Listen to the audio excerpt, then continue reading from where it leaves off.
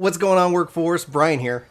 Chris here. And today we're talking about RMT bonding, Final Fantasy XIV, and the Gilded mounts. Chris, why don't you tell them what they want? So guys, for everybody coming and hanging out on streams Monday through Friday, 8 a.m. to 2 p.m., we're trying out some different stuff with Brian's schedule, so we haven't totally nailed that. Right now, he's going to be staying late after me Monday, Wednesday, Friday when we do our filmings, and then going on to his own gameplay. If we hit 28 subscribers in a day, which is just above what our average has been over previous months, we had to up it to pay for extra postage. We'll mail you a Lunar Whale coaster there. So we're going to be doing some Lunar Whale coaster giveaways for a chance to rest your drink down as you slowly wait for the 8-person mount to get added to Final Fantasy XIV. We're randomly giving that away. You don't have to be subscribed to win it. You just have to have an address. Perfect. And thanks to Clink for his resub for using his Prime sub here on Twitch. I saw that notification come in. Wanted to say thank you very much for that support. So let's dive in. Hit that like button, hit that subscribe button, or maybe tickle that dislike button if you feel up for it. All right. So the biggest news of all, and one of the things that if you guys aren't aware, I texted Chris's repeatedly. I say, dude, like we gotta get some guild guides up. I think this is gonna be great because now, for the longest time, I've had no guild motivation, right? I've sat on a house, I've sat on plenty of guild that like expansion over expansion. I just kind of sit at a number, I let it climb up, and then I go buy something ridiculous, and I kind of balance that out. It's never been a motivator because I never felt like there was anything that I was like, oh, I really want to have that. What does that cost? And that completely changed. Having amounts rain out guild is apparently a thing that I didn't know I wanted. I kind of did. I kind of knew I wanted like these ridiculous mounts that were just ridiculous for the ridiculous sake. So that all being said, the core of it is that, yes, Final Fantasy XIV has an RMT problem. They always have. And it's just been something that I kind of always just, you see it, you kind of auto-report it, and you go from there. But that's not to say that there are going to be people who either want to purchase guild illegally because those markets exist because people engage with them. No one's going to run out and spend real money on fake money and no one's going to be the person who's selling that if no one's coming to buy, right? Like the reason that somebody is advertising you to go and buy from them is because somebody is buying that. And I think that always has an impact on the economy. Chris, we've seen it done differently in different games, but I'd like you to weigh in on this subject before we kind of get into the weeds. So I think as we start to talk about botting, there's going to be kind of two big complaints. First of all, as we start to set out a guild price, doesn't matter if it's a price that adjusts over time or it's just a static price that's large and in the distance, 10 million, 100 million, some number that the average player either doesn't have or it's a substantial portion of what they do have. People are going to have to go farm gil. And if the best gil making method they know about is 2,000 gil per hour or 5,000 gil per hour, and it's 10 million gil, 100 million gil, they're going to go, well, I don't have that kind of time. Mm-hmm. And so it's going to push people to RMT. It's going to frustrate people who aren't willing to do RMT, willing to risk their account, willing to break terms of service, willing to risk their credit card information, their account is stolen or that Square Enix bans it, which is a reasonable fear. It's one of the many reasons I don't do RMT. There's going to be people that push back that all that does is push others into RMT, and they're being held back. They're being penalized not getting them out because they're not willing to break the rules. There's also going to be a group of people who go to the market board and are now convinced that every time they are undercut, every time they are beaten on the market, that it is a bot, that it is not a real player. And I think those are two different halves to this topic that both have some truth to them, but also both have maybe a little bit of fallacy that we can kind of work to correct here. So what's the solution? What do you want to talk about first? Let's go with the bonding and the undercutting. Okay. Because essentially I think that's going to be what people feel the most, at least immediately see, in my opinion. So how do we get around that? One of the things that you were talking about today on stream is that people are just easily selling things at vendor, right? Like they're just leaving money on the table, hand over fist. And obviously Final Fantasy XIV's market doesn't necessarily, I think, help in that way. It has the tools, but there's like an extra step that's involved. Right. There's an extra menu within a menu. So what do you think?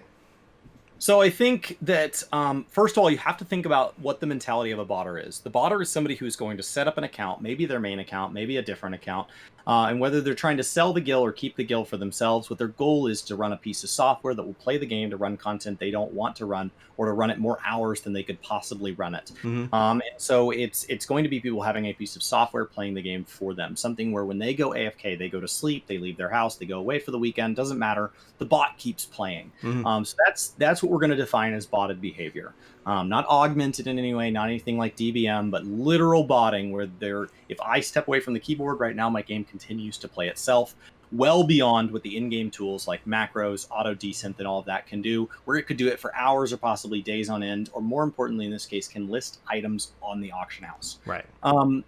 When they do this, there's a risk there. There's a risk that they get reported, and there's a risk that they lose that account, but also they want to make the most money per week that they can. A, to offset the risk. If they get account banned, they do want to have the money to go set up another one. Mm-hmm. And B, they want to, like, I am not going to take the time to set up a bot and run a bot so that I can make 100 gil per week. Right. What a giant waste of time. I'll run one quest in that amount of time and make more money. Yeah. So they want to capture the most money possible. So this idea that they're listing things below vendor price instead of just teaching the bot to vendor, I don't think holds a lot of water, because unless the person's bot has been mistrained, their software is programmed poorly, I think if they watch their bot do that, they're going to go, well, why don't I just have my bot vendor it and get the money now? Mm-hmm. Because when you list something on the auction house, A, the auction house is going to take a cut. B, it's going to take some arbitrary amount of time to sell, which that could take days or weeks to sell. And so the idea that I'm going to take time out of my bot's day and I'm going to have my bot running, listing a max of 20 items per retainer per character, and I'm going to waste one of those slots trying to get an amount of money that is less than what I could get right now, Mm-hmm. doesn't make a whole lot of sense to me. What about setting up a bot that buys things that are automatically listed below vendor, and then selling and just vendoring that? That would be an advantage. Yeah, just as like, okay, anybody who posts, like, all it is just doing the search, or probably like, here are the like 10 or 20 most commonly under vendored items, etc., so that all 24 hours across servers, anybody lists something for, it's vendors for 200 gil and somebody listed it for 50, buy it, and then they just go and then they just pocket the gold, or the gil in this case. So that is where bots actually do become problematic. So the idea that bots are undercutting you, undercutting by 1 gil, that's the same as a player. The advantage is that a bot doesn't have to sleep. So undercutting by 1 gil, that is a downside of a bot. The idea that a bot is going to crash a market because, like, why would they not just make more money? Right. Like, they're still fueled by players that want the money. Mm-hmm. So they're not like, well, I could make 50,000, but I'm going to teach my bot to only make 1,000. Like, no. Their goal is to capture as much gil as possible. Mm-hmm. And so the bot artificially just crashing a market, if their bot is set up correctly, if they are teaching their bot how to properly, that's an error, just like a player making a mistake. Mm-hmm. So that is no different. But the advantage of the bot is when they start to be able to do something that we couldn't do. I have the ability to sit and scan a market for things listed below vendor price. There are certain items that are known more than others. Certain types of demi materia do it, and things like that. So there are certain items that I just know always are below vendor. They bounce below it a couple times a day. Checking those every time that I log on, I can make a little bit of money. I can make that delta. If it's listing, with delivery fee, it's listing 100 gil below, I can buy it up, I can pocket that 100 gil. But to make millions, tens of millions, hundreds of millions, it would take a lot of doing that. And so the advantage a bot has is that it can do it 24 hours a day, 7 days a week, and never get tired, never give up. I don't know that is still the most efficient use of a bot, because you have to remember that shards, clusters right now, as of this recording, are going for about 50 to 60 each on my server. If I'm making 100 gil per transaction and I'm having to scan continually and the market board stops how often I can interact with it, I'm capped at the amount I can make, as opposed to mining on a script where the nodes keep reappearing in the same order. I can make 55 off of every single thing, and you don't gather them one at a time. So I think gathering bots, fishing bots are more likely where people are botting. Teaching it to list what you had, the other advantage of those is you can list them a lot more than 99 at a time.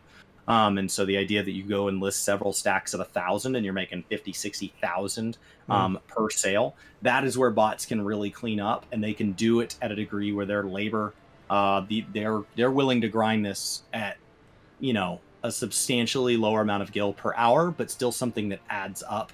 The server actually has use for 1 million shards. It doesn't have use for 1 million of one fish.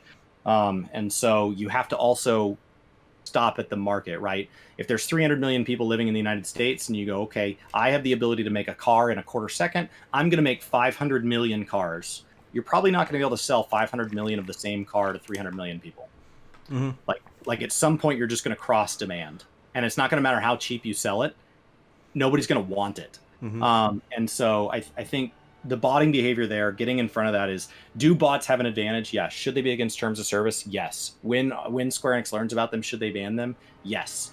But the idea that they're what's driving the price to the point where it's below vendor, that they're in every single market, just doesn't hold a lot of water for me, because you're capped at the number of listings per retainer. Mm-hmm. A bot can only have, what's the max characters per account right now? 8? 8 per server, 40 for the high level subs. So you could have 40 characters across with 10 retainers apiece. With 10 retainers apiece. I mean that's well, you get 2 free, right? So if you think about it, if you're utilizing multi-server, one primary sub, you could technically have up to 80 different retainers without having to expand that even further. So you could end up like, if you did decide to spend the additional money, you could end up dominating across multiple data centers. And that's like a $35 or $40 a month subscription total, right? Yeah. So you would think from just a pure logistics is you have bonding happening on alternate characters that are the cheapest, option, etc. That way if they get banned, like you're not out a lot of money, but then you would shift that over into a legitimate character who's taking full advantage of being able to list as much as possible to try to control as much of the space across multiple data centers as well. I think. Yeah, you're still got a cap. World of Warcraft, I can list like 10 or 15,000 listings per day. Yeah. And each listing can be like a thousand items. So like I can list so freaking much. And in Final Fantasy, you've got 80 retainers with 20 items apiece, right? So you've got, what is that, 1,600 listings? And that's it. You're capped. You're done. Until those sell, you're done. And so 1,600 listings of things that take 30 days to sell, that's really easy for a bot to fill up. 1,600 of listings that each listing only makes them 1 gil.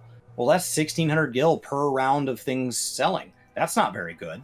And so, like, I think this idea that bots have an unfair advantage is true, but I think it results in people driving it to a degree that they're assuming that there's things wrong with it that actually are just, humans are perfectly capable of crashing markets. Yeah, exactly.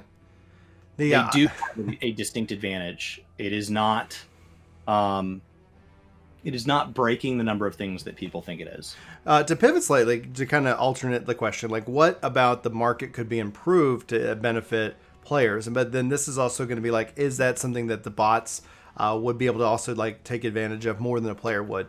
One of the things I appreciate, and this is me, the player, this is not me, the seller, this isn't me like looking at the bigger economical impact. You probably will have a better insight. Your brain works a lot better or different in mine in this case. But when I sit down to play Guild Wars, I go to the markets, I say sell. I can say list it. This is what I want to sell it for. Or people have put in buy orders and they say I'm willing to buy it at this price. So I could say if I'm willing to sell it at that guy's price, I can get the money right now, or I can list it at this is the price that I want for it. Do you think that system would overall benefit the economy within Final Fantasy XIV, weaken the economy, or no overall change? So your first question was, would bots come out ahead of the players? Anything we improve, the reason bots are hamstrung in 14 is because the market board hamstrings them. Yeah. So the same reasons I complain about the market board in 14, the advantage of that is that bots have to operate within the same rules. And so every improvement we make to the market board, which I think of the 3 MMOs I play on stream, 14's market board is by far the worst. Every advantage we do, every restructure we do, the bots will only be able to do it more than you. Because if you can interact with every listing once per second, maybe 2 minutes out of the day, you can be operating at peak efficiency. 5 minutes, 10 minutes, 60 minutes. 120 minutes. You're a machine. You can do it for 4 hours straight and not have a single dropped moment of efficiency. You never have to pee. You never blink. You never misclick. Perfection for 4 hours straight. Great. bots still got you beat 6-1. So like anything you do to improve the system, the only reason bots are not efficient in 14, they do still have an efficient, is that the market board limits them. They're more efficient than a player because they don't take breaks. But as we open it up for players, we unfortunately open it up for bots as well. So I think that's the first point to be made. Yeah. As for could we improve it? Yes. The market board's job is to create movement in the economy. It's to allow somebody who does not want an item and somebody who does want an item to meet and agree on a currency that we call Gil and have that exchange. It's a bartering system. We have a currency that makes it where I don't have to have an item you want to get the item you're wanting to get rid of. We have a currency that can settle that out. But that currency only has value when it's moving, and the market board artificially restricts that. Yeah. I think Guild Wars' system of being able to place orders is really neat. I think WoW's system of a commodity board, where I can go in and say, okay, there's 15,000 linen cloth listed. I'd like to buy 1,000 of it, and it buys the cheapest 1,000.